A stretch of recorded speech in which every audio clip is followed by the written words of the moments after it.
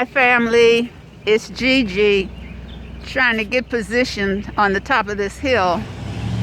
I hope you can see me and hear me. It's kind of loud up here. Anyway, I'm very grateful to be here today. I missed you all last week.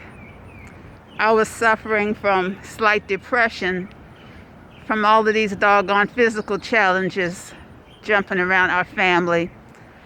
So I stayed in. I got back out on Monday. I was called to it. I got a lot of messages from the ancestors, walking, girl trek, people saying get on out there and walk. Interestingly, when I did my walk Monday, and please know I'm on the 2 repetitions of the Cardozo school block. I go around the whole block twice. That includes taking 13th Street twice. Anyway, when I got up to the hill the second time on Monday, it was about noon, and the Howard University bell chimes played the Negro National Anthem, Lift Every Voice and Sing. And to me, that was a sign from the ancestors to keep on going, keep on struggling till victory is won. In more ways than one. Anyway, this is October 4th. We're in the beautiful month of October. Today is Bernice Regan's birthday. I had a chance to celebrate that with Miyuki Williams' show on PFW. It was wonderful. Today is Aunt Louise Newman Montgomery's birthday. I salute you, Aunt Louise. It's my friend Diane Green's birthday. And Tuesday, October 6th, is my mother's birthday. Grandma Helen Gant Montgomery. I miss her. But let's talk about my mother. We've been talking about Daddy a lot. And Daddy actually knew Mom's family before he knew her. Daddy's family, one of the many places they lived was in Deanwood. I think it was either Hayes Street or Galt Street, Galt Place. Anyway, his family, the Montgomery family, and the Abrams family were neighbors. And Daddy was very close to Mr. Abrams' daughter, Mary Lou. Fast forward, Daddy and his family moved to Northwest when his father got a job in the government, GAO, as a messenger. So they had to move into town, into Northwest. So Daddy lost track of the family for years. Anyway, Daddy, who's a beautiful singer between baritone and basso profundo, started taking voice lessons in Deanwood. And Daddy, by that time, would travel into Deanwood and take the voice lessons and go back home. One day, though, he stopped by the Abrams house because he was up that way, and he was asking about Miss Mary. He said, "How's Miss Mary?" And one of the Abrams family said, "Oh, well, you know, she got married." And Daddy said, "Well, where does she live now?" And they said, "She just lives 2 streets down. Go down the hill, she's on Grant Street." So Daddy said he wanted to stop by and say hello and pay his respects to Miss Mary.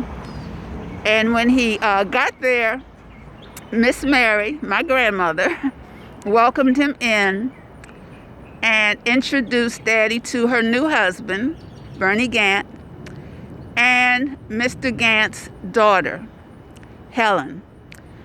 And Daddy said when he saw Helen, he was instantly smitten. And Grandma Gant said, "Oh, well, Harold, why don't you stay for dinner?" And she said, "I think Helen and her brother and sister and friends are going to get together later and go over to Suburban Gardens." And my mother said she was so not impressed because Daddy was not her type. She liked dark-skinned men. In fact, my grandfather used to tease her and tell Mom that the fellas that she had her eye on were so black they were blue. But my mother wasn't at no way interested in Harold. But Daddy was he was taken by her. And Daddy said they ate one of the best meals he ever had. And he thanked Grandma. He said, "Miss Gant, thank you for that meal. It was delicious." And Grandma said, "Well, you need to thank Helen because she cooked it." Daddy said, "Oh, okay." So by then, Frank, my mother's brother Frank, and her sister Eleanor, we call Sookie, they all met at the house. And they said, "We're going to go up to Suburban Gardens. You want to come?" Daddy actually had a little date. So he had to say, "May I use your phone?" So he called up this other girlfriend and made up some story about why he couldn't keep the date. And he went to Suburban Gardens with Mom and her brother, sister, and friends. And he said they had a ball. In fact, Mom said one of the little boys she liked was in that group. So Daddy knew he wanted to keep trying to see my mother. So he went by another evening, rung the bell, and my grandfather answered the phone. And he said, "How you doing, Mr. Gant?" Grandpa said, "Fine." He came, my grandma welcomed him in. "Come on in, son, have a seat." Daddy said, "Well, I really want to know if I can call on your daughter, Helen." My grandfather said, "Well, let me tell you this. Helen is not 16 yet. She cannot have callers until she's 16, not before. And I'll tell you what I'll do for you." He said, "When she turns 16, I'll send you a postcard, and then you can come calling."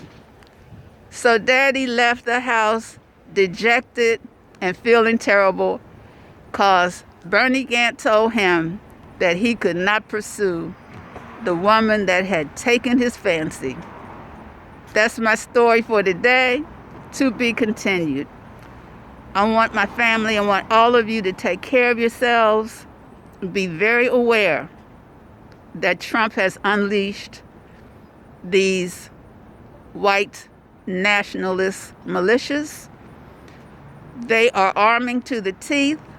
Sekou has found that you can really get almost no ammunition now, and you know whose basements are full of guns and ammunition. So stay woke, stay safe. Do not go out alone. Do not travel without some sense of where you are and who you're around. And I will be back on this hill next week, and we will carry on. I'm going to have faith that the ancestors will protect us, but the ancestors said, "Don't be foolish. Protect yourself." So we're going to keep on moving. Okay. Take care, everybody. This is Gigi out.